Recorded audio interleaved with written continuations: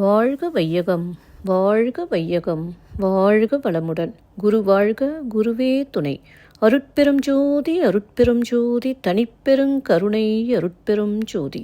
எல்லா உயிர்களும் இன்புற்று வாழ்க, வள்ளல் மலரடி வாழ்க வாழ்க. வாழ்க வளமுடன். ஆன்மநேய அன்பர்கள் அனைவருக்கும் என் அன்பான வணக்கத்தை தெரிவித்துக் கொள்கிறேன். இன்று நாம் இன்பத்து பாலில் நெஞ்சொடு கிளத்தல் என்ற அதிகாரத்தில் உள்ள 5வது குறளுக்கு சன்மார்க்க விளக்கம் காண இருக்கின்றோம். வாருங்கள் அன்பர்களே. அதிகாரம் நெஞ்சொடு கிளத்தல். குறள் 1245. செற்றார் எனக்கை விடலுண்டோ நெஞ்சேயாம் உற்றால் உறாதவர்.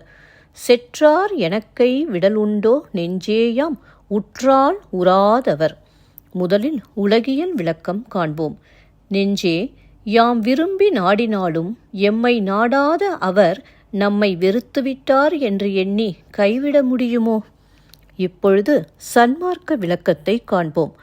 நாம் இறைவன் மேல் அன்பு வைத்தாலும் இறைவன் அருள் நமக்கு கிடைக்கவில்லை என்று நினைத்து இறைவன் மீது கொண்ட அன்பை கைவிட முடியுமா நெஞ்சே என்கிறார். மீண்டும் ஒரு முறை கூறுகிறேன்.